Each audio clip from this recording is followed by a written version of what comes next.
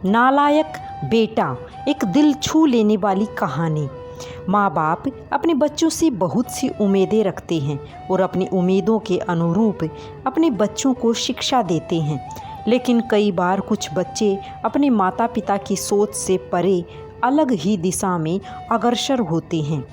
नालायक बेटा ऐसे ही एक लड़के की कहानी है जिसका नाम राहुल था। राहुल स्वभाव से लापरवाह किस्म का लड़का था, इसलिए वह अपने हर काम बिगाड़ लेता था, जिसका खामियाजा उसे और उसके माता पिता को भुगतना पड़ता था। उसके माता पिता को राहुल के भविष्य की चिंता हमेशा बनी रहती थी। राहुल ने अपने कॉलेज की पढ़ाई अधूरी ही छोड़ दी थी और सारा दिन आवारागर्दी करते गुजारने लगा था। उसके जीवन का कोई उद्देश्य नहीं था। वह अपने माँ बाप का इकलौता नालायक बेटा था, जिस पर उसके माँ बाप को गर्व नहीं बल्कि शर्म महसूस होती थी। हालांकि इस बात से राहुल को कोई खास फर्क नहीं पड़ता था। एक दिन राहुल के पापा उसे बाजार से सामान लाने को कहते हैं, जिसके लिए उसको कुछ पैसे और सामान की लिस्ट देकर अपने काम पर चले जाते हैं। पापा के जाते ही वह अपने दोस्तों के साथ बाजार जाता है और सामान की लिस्ट के अनुसार सब कुछ खरीद लेता है और अपने दोस्तों के साथ सामान का थैला लेकर थिएटर में फिल्म देखने चला जाता है। राहुल फिल्म में दोस्तों के साथ खूब मस्ती करता है। फिल्म ख़त्म होने के बाद वह अपने घर वापस आ जाता है। राहुल के पापा कुर्सी में बैठे टीवी देख रहे होते हैं। वह राहुल से सामान के बारे में पूछते हैं। वह तुरंत अपने खाली हाथ देखता है और घबरा जाता है, क्योंकि सामान का थैला उसके हाथ में नहीं होता है। वह पापा से कहता है, पापा, मैंने थैला अपने दोस्तों को दे दिया है, चिंता मत करिए, कल मैं थैला ले आऊँगा। राहुल ने थैला खो दिया था। इस बात से उसे रात भर नींद नहीं आती।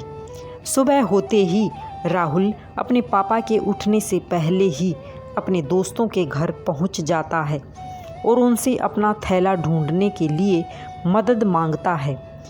राहुल के सभी दोस्त उसी थिएटर पहुंचते हैं जहां वह फिल्म देखने गए थे। मूवी थिएटर वाला उन्हें बताता है कि कल मूवी शो हाउसफुल था, इसलिए दर्शकों की बहुत भीड़ थी। थैले के बारे में पता लगाना बहुत मुश्किल होगा। राहुल बहुत निराश हो जाता है। वह अपने दोस्तों से कहता है, अगर यह सामान नहीं मिला तो मेरे पापा बहुत नाराज़ होंगे। राहुल के दोस्त उसकी मदद करना चाहते हैं, इसलिए वह सभी थोड़ा थोड़ा पैसा मिलाकर राहुल को दे देते हैं और कहते हैं, राहुल, दोबारा से वही सारा सामान खरीद कर पापा को दे देते हैं। दोस्तों की मदद मिलते ही राहुल खुश हो जाता है और दोबारा लिस्ट के अनुसार सामान खरीद कर घर चला जाता है। इस बार तो राहुल की गलती पर उसके दोस्तों ने पर्दा डाल दिया था, लेकिन ज़िंदगी के और भी मुकाम अभी आना बाकी थे। राहुल के पिता अपने एक दोस्त से राहुल की नौकरी के लिए सिफारिश लगवाते हैं, जिसकी वजह से राहुल को एक अच्छे कारखाने में मशीन ऑपरेटर की नौकरी मिल जाती है।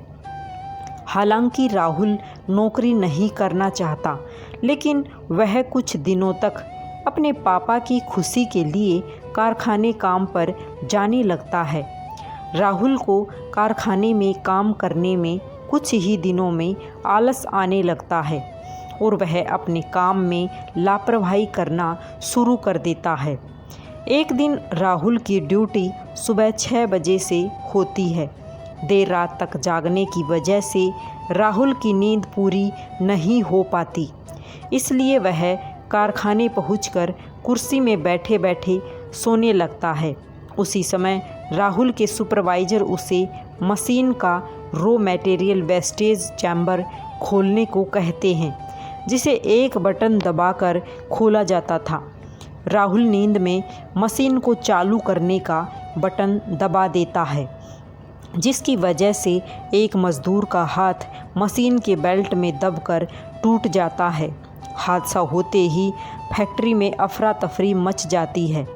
मज़दूरों का हुजूम मशीन के आसपास उमड़ जाता है। लोगों की चीख पुकार सुनकर राहुल की नींद उड़ जाती है। वह अपनी कुर्सी से उठकर भीड़ के साथ भागने लगता है। तभी राहुल को पता चलता है कि उसकी गलती की वजह से ही मज़दूर का हाथ टूटा है।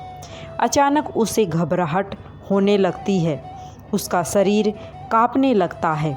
वह भीड़ से मुंह छिपाते हुए अपने घर भागता है और घर पहुंचकर अपने पापा से सारी बात कह देता है।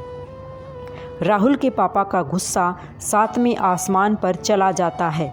वह पहले से ही राहुल को नालायक बेटा मानते थे और अब राहुल ने इतनी बड़ी गलती कर दी थी जिसके लिए उसे जेल भी जाना पड़ सकता था। वह गुस्से में उसको घर से निकाल देते हैं। राहुल हादसे की वजह से बहुत दुखी था और उसके पिता ने भी उसे घर से बेदखल कर दिया। उसके जीने के सारे रास्ते बंद हो चुके थे। उसने तय कर लिया था कि वह आत्महत्या करेगा और वह ट्रेन से अपनी जान देने के लिए रेलवे स्टेशन पहुंच जाता है और ट्रेन के आने का इंतज़ार करने लगता है। तभी एक ज़ोरदार हॉर्न की आवाज़ के साथ एक ट्रेन रेलवे स्टेशन में दाखिल होती है। ट्रेन के आते ही राहुल अपनी जगह पर खड़ा हो जाता है और पटरी में कूदने का मन बना लेता है। जैसे जैसे ट्रेन पास आती है राहुल की धड़कनें बढ़ने लगती हैं और जैसे ही ट्रेन राहुल के करीब पहुंचती है वह आत्महत्या करने के लिए ट्रेन के सामने छलांग लगा देता है। लेकिन उसी वक्त उससे एक आदमी टकराता है जिसके हाथ में एक बड़ा सा बैग होता है। टक्कर की वजह से राहुल दूर जा गिरता है और उसकी जान जाने से बच जाती है। राहुल उस यात्री का बैग उठाकर उसको देता है, लेकिन राहुल को उसके बैग में बहुत ज़्यादा भार महसूस होता है और जैसे ही राहुल बैग की चैन खोलता है वह चौंक जाता है। बैग के अंदर एक इलेक्ट्रॉनिक्स टाइमर बम चालू हो चुका था, जिसके समय के अनुसार अगले 10 मिनट में वह बम फटने वाला था। राहुल बैग लेकर स्टेशन के बाहर भागने लगता है। अचानक वह आदमी भी राहुल के पीछे भागता है। हड़बड़ाहट में राहुल का संतुलन बिगड़ जाता है और वह रेलवे प्लेटफॉर्म के फर्श पे गिर जाता है। उसी वक्त वह आदमी राहुल के पीछे भागते हुए उसके पास पहुंच जाता है और अपना बैग उठा लेता है। लेकिन उसकी किस्मत बुरी होती है क्योंकि रेल पुलिस के जवान वहां पहुंच चुके होते हैं और उन्हें देखकर राहुल ज़ोर ज़ोर से बैग की तरफ इशारा करके बम बम चिल्लाने लगता है। राहुल की आवाज़ सुनकर रेलवे पुलिस के जवान उस इंसान पर बंदूक तान देते हैं जिसके हाथ में बम वाला बैग होता है। राहुल पुलिस वालों को बताता है कि अगले 10 मिनट में बम फटने वाला है। रेलवे पुलिस का एक जवान अपनी बहादुरी दिखाते हुए बैग लेकर रेलवे यार्ड की तरफ भागता है और पूरी ताकत से बैग को यात्रियों से दूर फेंक देता है और तभी एक ज़ोरदार धमाका होता है जिससे रेलवे यार्ड में खड़ी मालगाड़ी का एक डिब्बा क्षतिग्रस्त हो जाता है, लेकिन यात्रियों की जान बच जाती है। पुलिस की तहकीकात में पता चलता है कि वह आदमी आतंकवादी था जो आतंकी घटना को अंजाम देने के लिए ट्रेन में धमाका करना चाहता था, लेकिन राहुल ने उसके मंसूबों पर पानी फेर दिया था।